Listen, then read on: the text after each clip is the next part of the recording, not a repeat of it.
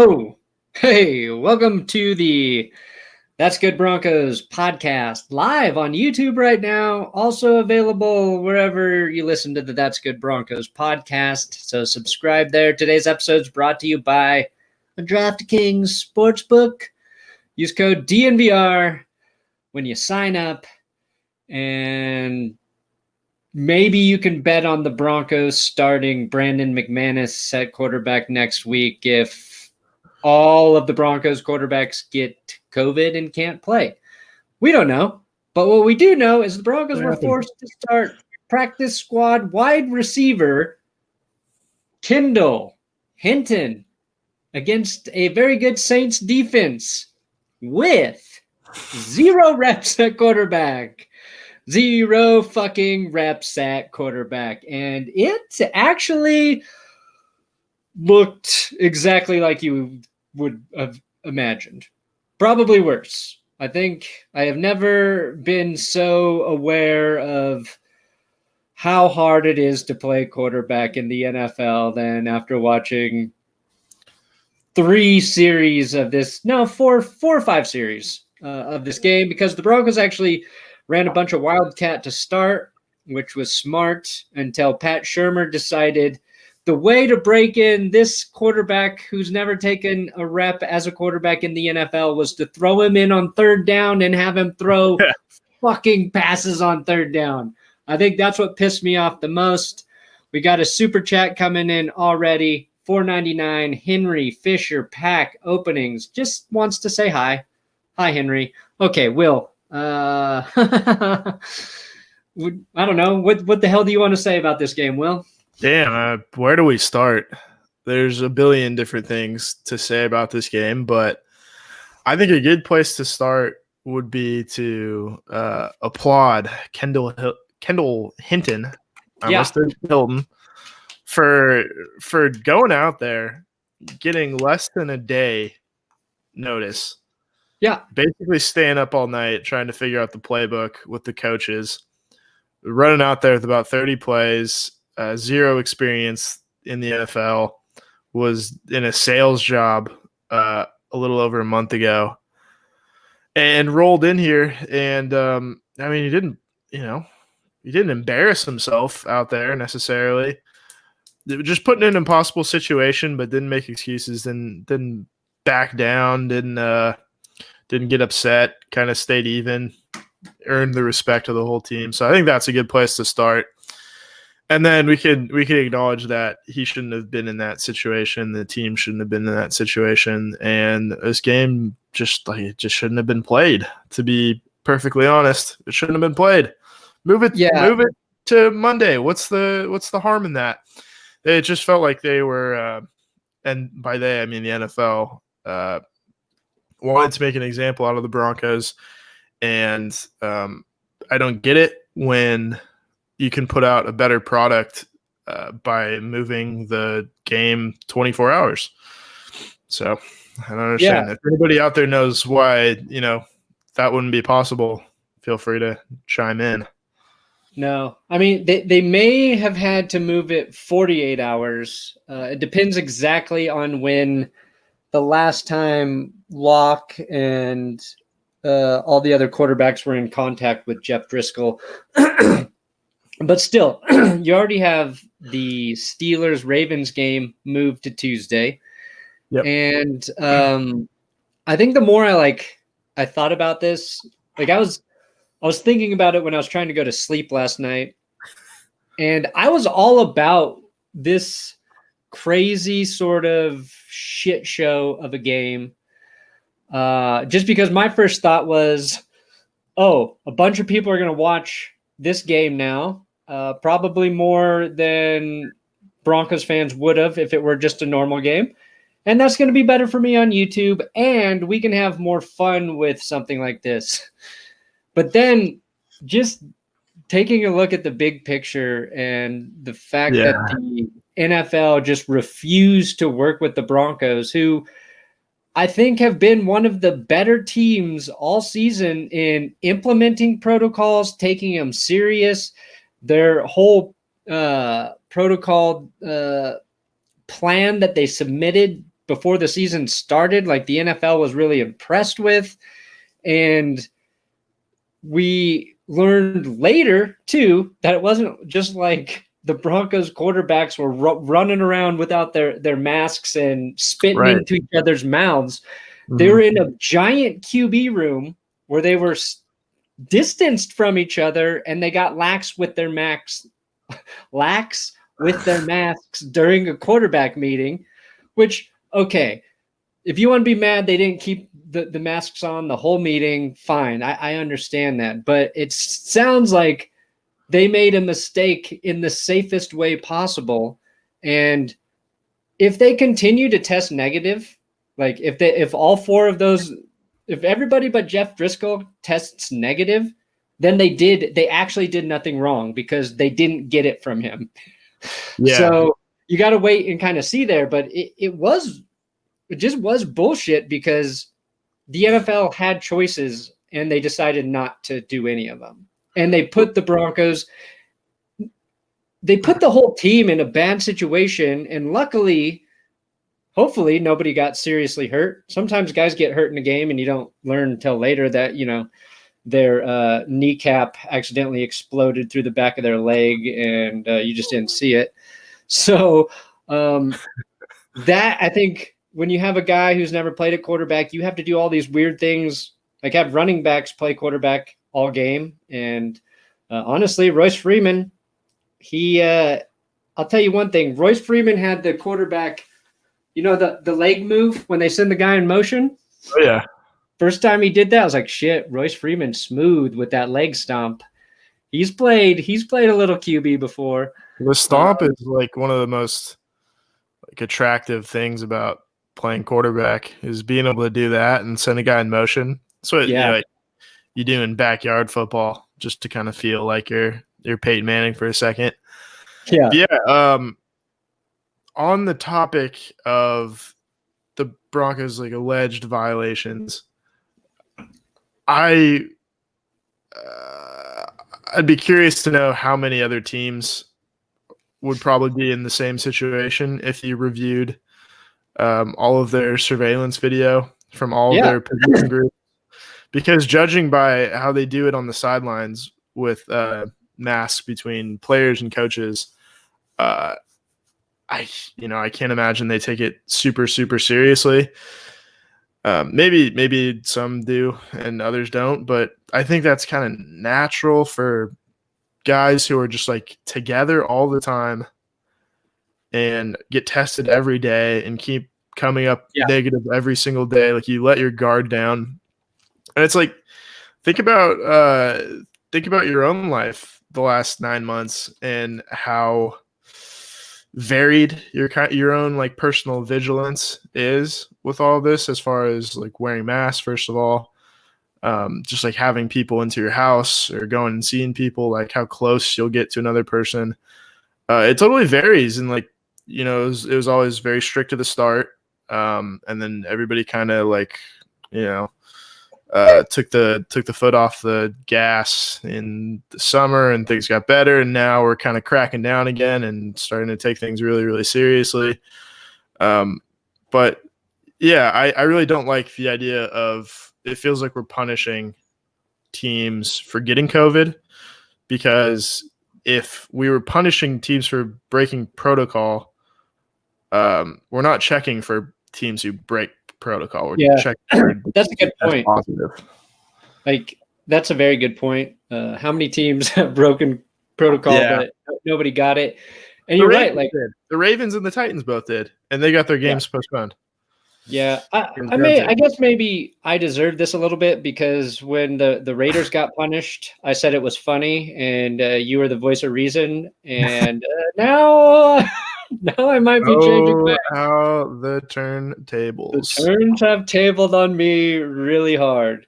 And what's funny is it has nothing to do with losing this game. Right. I wasn't expecting the Broncos to win this game. I didn't care if they won this game with a fucking quarterback.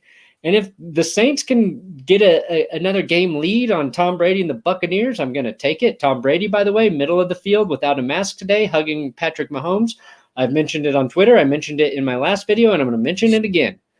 But like, it was just about the impossible situation you put a team in, and again, Kendall Hinton, like, he was asked to play NFL quarterback, the hardest position in sports, without any preparation. Like, I don't know how much of a difference it would have been if he got, some practice reps, say today and Monday, and got to play Tuesday. Couldn't have been worse. I bet Pat Shurmur would have had a little time to be like, okay, maybe here's a couple passing plays I think we can run, and we'll, have an effective 2 or 3 passes from this guy. Instead, he was able to get one completion, and it felt like I've already criticized Shurmur, and he's the wrong guy to be in this situation too. Like, totally. He has a bad feel for what to do during a game. I think that's what real really quarterback. Yeah, I think that's what really bothers me about Pat. And again, throwing your quarterback who's never played in on third down, I think is stupid. Like, let him get some handoffs or whatever, just so he can get a feel for the game. It's totally. Like, I don't know. It's like trying to start sex with a flaccid penis. It's just like, this is not working. So right. you got to warm it up a little bit. You needed to let him warm up, and I don't know. It just was. I expected very little from the game plan, but I thought he could go out there and maybe complete, I don't know, 4 or 5 passes for 60 yards and maybe rush in for a touchdown in a goal line situation. Like, that was maybe he could have with the better coordinator who was a little craftier. And yeah, I mean, that's part of it too, is he just didn't have time to prepare. But it feels like it kind of exposed something that we've been saying all season, which is he doesn't have a very like quarterback friendly offense. Yeah. And this would have been the game where you run only quarterback friendly plays, and they just don't have very many. Yeah. It felt like the only quarterback friendly play they had was the like backside screen to Noah Fant, which was the only completion all game, and it worked. And they had Kendall Hinton, like, God bless him, running the offense that Drew Lock couldn't make work. Like, yeah, cover sideline go routes, and it feels like Pat Shurmur's like advice to every quarterback on this team is just roll out to the right as long as you can and then throw the ball away when you run out of green grass.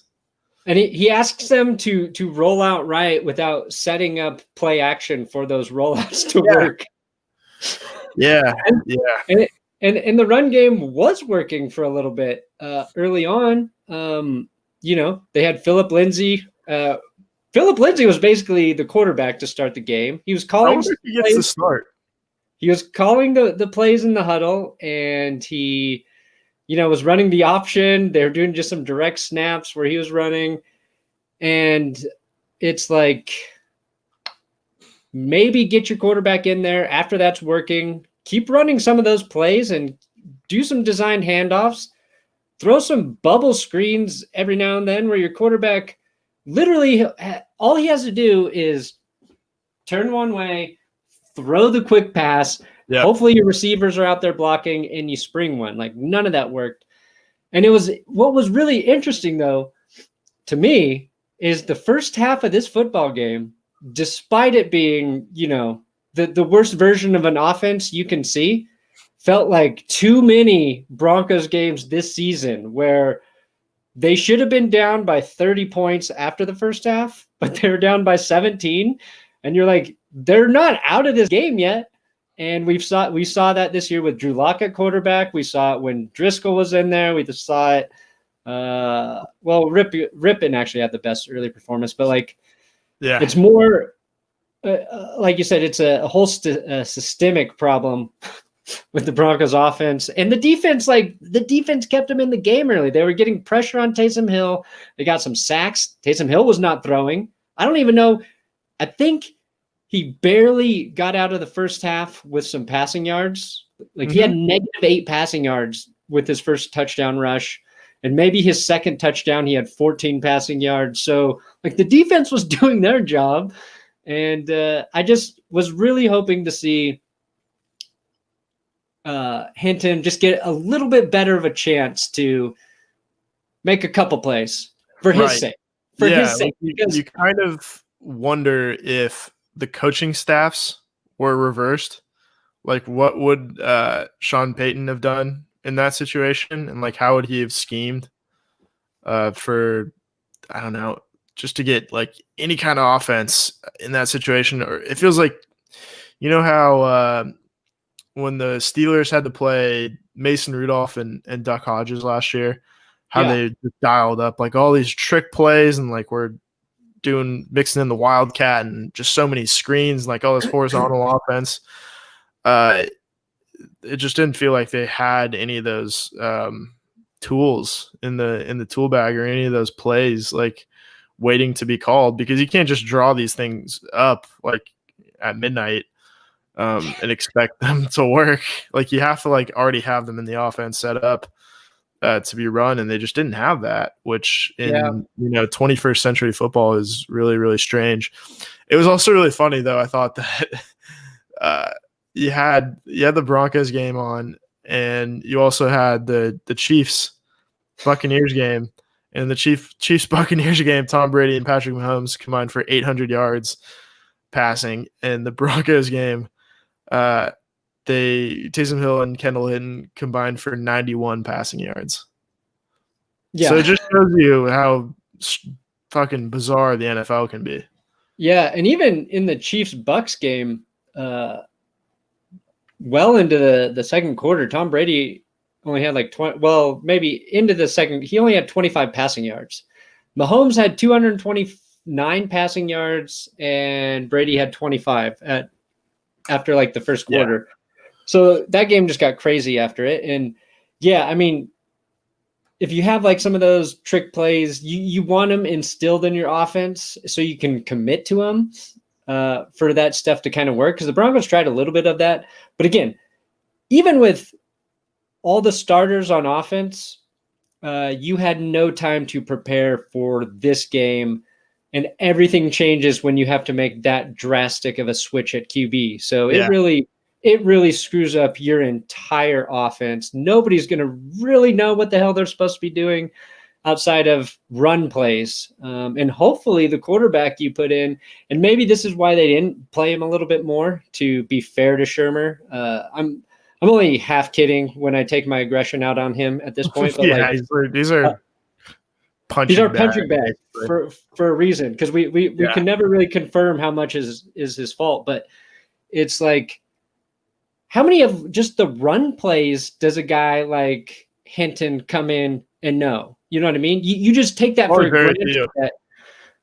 Maybe just say, okay, just hand off right, hand off left, and you can try to direct the rest of the team to a blocking scheme for it, but you don't fucking know. Yeah, and like people don't realize like the very fundamentals of being a quarterback are hard, and they take a lot of time to master. And like if you ever watch a quarterback train, like some of the first things they do are just like learning how to hand off. And you saw he like accidentally tripped up Melvin Gordon in the first half, and it's because he's rusty. He hasn't played quarterback since 2017. Since 2017. It's been 3 years off the job. It's absurd. Yeah, it wasn't like he was so much constant practice to pull that off every time. Yeah, it wasn't like he was Lamar Jackson in college that the Broncos decided to convert to wide receiver on their practice squad. He was like a backup quarterback. Yeah, he's a backup quarterback in college, so he played some, and he was just the only option the Broncos had outside of their fucking quality control coach that they tried to get to play, which who knows how that would have went. John Burns got a super chat in here. Wait, did the Denver coaches realize they don't have a Joe Montana type? Roll out to the right and then toss it into the end zone. That's how fucking damn. I guess not. I mean, that's the Bill Walsh offense. Tossed up to RIP Dwight Clark. No. Drew Lock, yeah, I think if he tried that, he'd probably get picked off, sadly. Yeah, it was just one of those games I didn't expect much, and somehow I received even less than I expected. Yeah, I mean, the thing is, people be like, all right, well, this game will be fun. And I was thinking, like, ooh, there's a chance it's really fun, and like somehow the Broncos figure something out, or it's going to be the most boring game we've ever seen. Yeah. And it turned out to be the latter, It's unfortunately. for this game to have been fun. Obviously, you needed, Hinton to be able to be a little better, but the Broncos don't have the right type of good defense to work this kind of game. They would have had to score a touchdown. Yeah, you need like a super like a opportunistic defense that is getting you, like 6 or 7 sacks every week, causing fumbles, getting picks. Right. Just like a really, really good defense. And the Broncos defense is good in that it can slow teams down, it can play fundamental football, and it can give the offense a chance to win every week. And it can be great if the offense is giving something back in terms of touchdowns or, taking some time off the clock. But if the offense can't perform, like the defense can't hold teams to, 12 points every week. It's at some point it's going to break it. And that's what happened in this game. It just, they got tired and the Saints ended up running the ball down late. It's impossible to play defense well if you're always on the field. Yeah. You gotta let your offense play a little bit of complimentary football, as they say. Yeah. It's so strange to watch like a bad loss, like a really bad loss, where I don't blame a single player for any of it. Yeah. Yeah, like, you really can't. Like, I think the defense played pretty well under the circumstances. They kind of screwed up in the red zone a couple times, but yeah, you would have loved to see how they played with with Drew Lock or even Brett Rypien. Yeah. I mean, that could have, I don't know, felt like they came out and like were sharp at least on defense and had the right idea. Just at a certain point, it's like, we're just not winning this game. No, how different would the game have been had you had a quarterback in there and the defense was stifling the Saints early, and the Broncos get, like say a 10 or 14 point lead early. That also changes how aggressive you can be on defense. And, knowing the Saints only scored 17 points in the first half anyway, I guess that was half their points of the game, but right. Like, if you get a lead, you can start playing a different style of football. So that was just not going to happen. I will say that the Saints, like quarterback or no quarterback, have a really good defense, and they're one of the best run defenses in the NFL. So this, like, if you had to choose a team specifically not to be in this situation against, probably be the Saints or like the Bears. Although, maybe that Bears defense isn't so good anymore.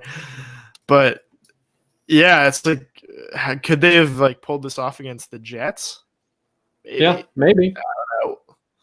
Probably not either way. But you know what? Like, I'm proud of them. I know it's like a really bizarre thing to say after a 28-point loss, but I'm proud of them for just not like knowing that they're getting totally screwed by the NFL. And I believe that. I really believe that. And not like either forfeiting or just like lying down and just being like, we're not going to make excuses. I think everybody in this building knows that we're getting totally like railroaded here, but we're going to go out anyway and play and try our best. Because there's like a point in this game where I was like, damn, wouldn't it be nice if the Broncos just like send a message to the NFL and just took a knee for the rest of the game? Yeah.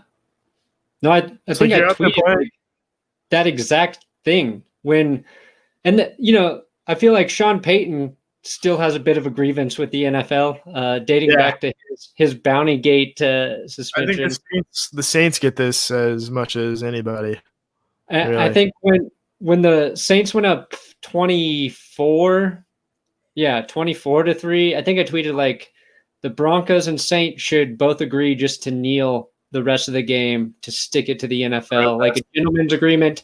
Saints, you won the game. We just don't want anybody to get hurt. Let's kneel out the clock and voice how stupid this is. So, I mean, that's another thing is like the safety aspect of it. And I think it is a little unsafe in a violent sport like football to throw a guy out there who has really no idea what he's doing at a position he doesn't know, where you've got like Cameron Jordan ready to like fucking throw your corpse into the center of the earth if you hold on to the ball 1 second too late. I mean, think about college football at the start of the 20th century.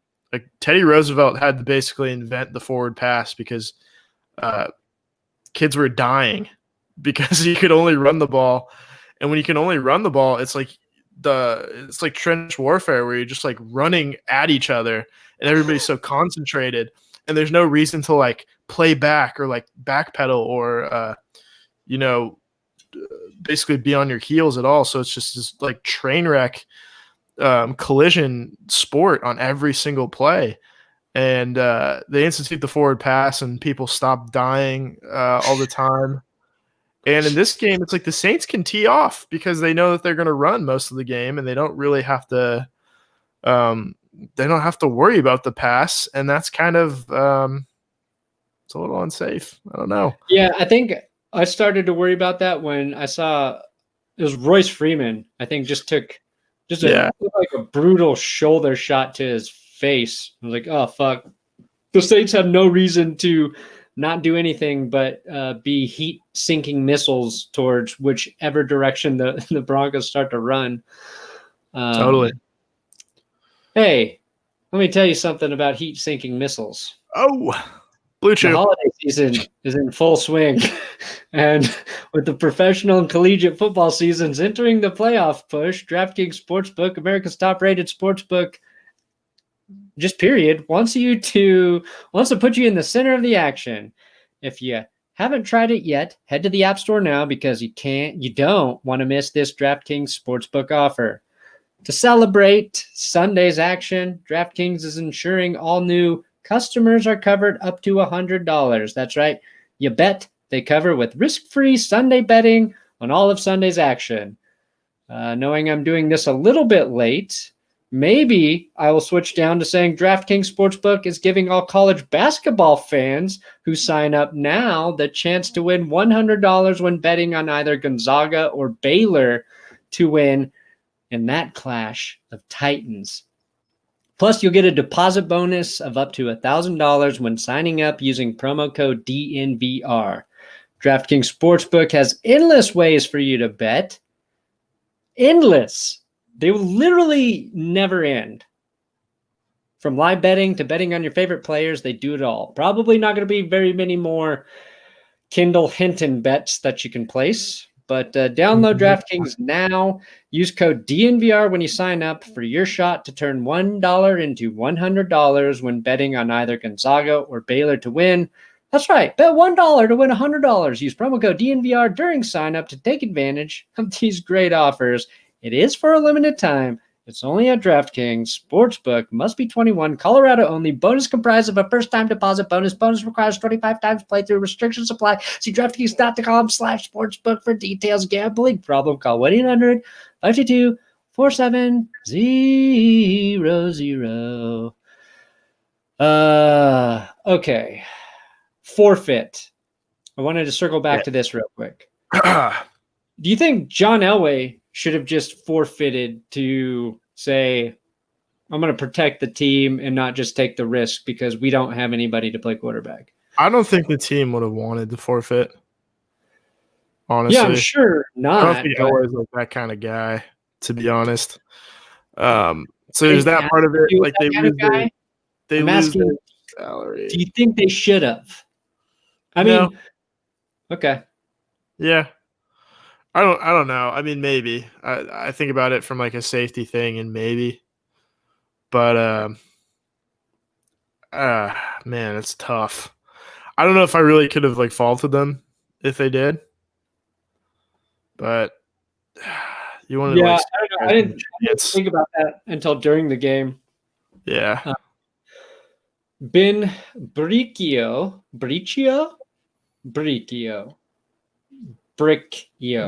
Screw the NFL. Postpone the game. Call PI. Saints beat Pats in 29. Wait. Call PI. Saints beat the Patriots in the 2019 Super Bowl. Who dat? Yes, pass interference should have been called, New Orleans. We all agree with that. Nikel, Roby, Coleman. I remember. And I do think the Saints beat the Patriots in that Super Bowl. I do think their offense could have scored more than the 3 points, that the Rams put up. Kendall Hinton scored 3 points. Yeah, that's what's crazy to think about. Like, the Jets were shut out this year. So, yes, it is very hard to be shut out in the NFL. It's very hard to be a quarterback in the NFL.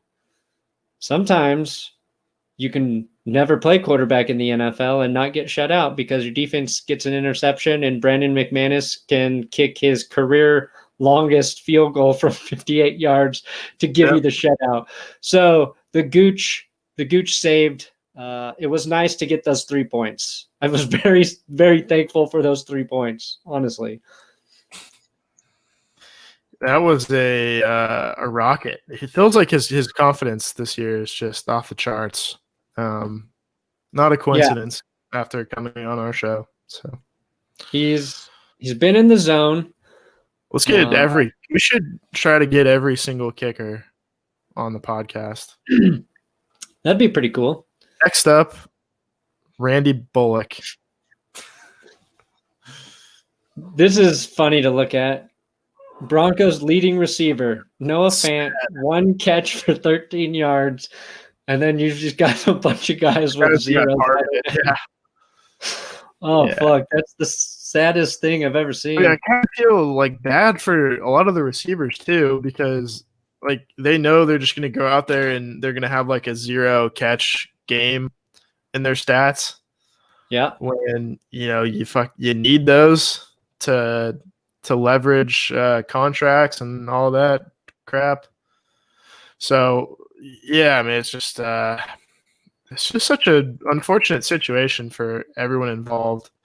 And let me ask you this: what did you make of the Vic Fangio press conference after the game, where he kind of just blamed the quarterbacks? Didn't like it? No, I mean, it's like, to me, it just sounds like they're trying to kiss the NFL's ass in hopes that they don't get further penalized for their actions. To me, I guess I get that you want your quarterbacks to be leaders and all that shit, but if we really think that the Broncos got treated like shit, then I'd rather have a coach go up there and say, we got fucked. We got screwed by the NFL. We were put in a bad situation. I'll talk to the quarterbacks and make sure they understand exactly what they need to be doing when they're in the building, when they're on the practice field. He did take some blame. So you'd be like, that's on me. But in no way did I think that we were put in a fair situation. And I think that's how everybody feels around here. Like, I would just want that sort of approach. I think instead of, and he wasn't like super hard on the quarterbacks, but it just, I don't know. It didn't resonate with me at all. I didn't go, all right. Yeah.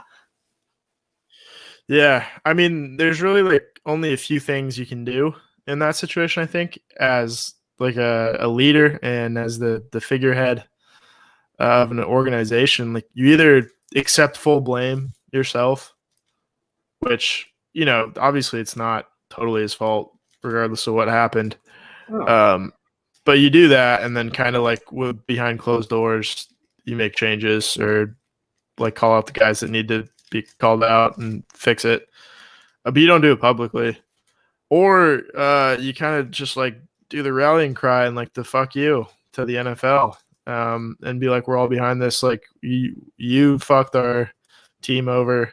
I want my team and our fans to know that this is not cool, and we're making it known. But yeah, we didn't get either of that. So I don't know. Maybe hopefully it comes from the top, but that's the thing, is we don't really have a top of the organization. No.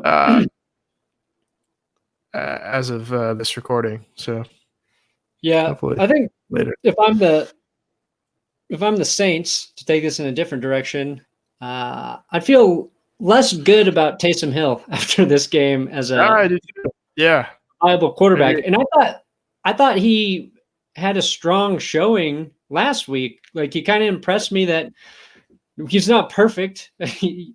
A guy that is that jacked is never going to be a perfect passer, but he made enough throws in that game where I'm like, okay, maybe they can make this work. And then today it was like, maybe he leans a little more towards the Tebow side of QBing a game. right. I don't know. Maybe the Broncos defense just that good. Yeah, I mean, I guess he probably should have looked a little bit better. I think so. Compared to Hinton. Yeah. But I just don't think he's a very good passer. Kind of just like watching the way he follows through on his passes, he does look like Tebow. It's weird. His release is a little quicker, but no, it doesn't look great. Yeah. We got John Burns super chat. I was hoping Reno Hightower would be the quarterback or QB the Broncos. Who's that? I don't know. I'm gonna look it up. I don't know who Reno Hightower is. Oh, that's a Kurt Russell character from The Best of Times, 1986. Oh, weird that you and I combined missed a movie reference. Sorry, I know. Props to you, Mr. Burns. You stumped the you stumped the unstumpable. Yeah. You stumped the Schwab. That was a weird show. Should bring that back. Anything from around the NFL today you wanted to discuss? Man. Yeah, that Chiefs game, that was wacky. Yeah. That was kind of crazy. Chiefs struggled once Tyreek Hill got doubled. Yeah. Maybe they should do that from the beginning next time. I don't know. That's like the great part about this is this game just like felt like a total waste of 60 minutes of football, and then you're like, okay, well, we can get this taste out of our mouths. Oh fuck, we got the Chiefs next. Yeah. You know what? I also hate Broncos having a 2:05 start time instead of the 2:25. Yeah. Because there's a bunch of games ending, and I sort of miss what's happening because I'm trying to focus on the Broncos game. So I missed that the Cardinals ended up losing to the Patriots. I didn't get to get the full scale of the Chargers collapse, hitting a Hail Mary and then not converting in winning. I don't know what the hell Anthony Lynn did down there, but I know Chargers fans are livid. I did get to see the Raiders implode against the Falcons. You called that Falcons victory on the Patreon episode. I did. Got lucky. And the Colts got worked by Derrick Henry. As soon as I buy into the Colts, Derrick Henry goes on a tear. And our big dick running back continues to just be a battle between Derrick Henry and Dalvin Cook. When Derrick Henry's not the best back in the league, Dalvin Cook is. And when Dalvin Cook's not the best back in the league, it's Derrick Henry. So we'll have to see if anybody else creeped in there. But might as well just give Derrick Henry the lifetime big dick running back award at this point. Yeah, I mean, we should just name the award after him, I guess, like they did with Lombardi in the Super Bowl. Yeah, the Dick Henry award. Big Dick Rick Henry. Big Dick Rick Henry. Yeah, it's probably time for me to just retire that whole shtick, you know? It's like maybe I should just grow up at some point. That's a terrible idea. Heaven. All right, well, come on. Thanks for joining us here, guys, on the That's Good Broncos live podcast of a QB-less football game. Truly, maybe the best quarterback out there didn't even get to play in Jameis Winston. Trevor Siemian. Oh, boy. Oh, yeah, Simeon. Simdog. Shit. All right, well, it looks like the Packers are good again because they played a shitty team. So enjoy this week, Green Bay, until you play a good team again. And best and worst on That's Good Sports tomorrow. Coming up. Good night. And good luck.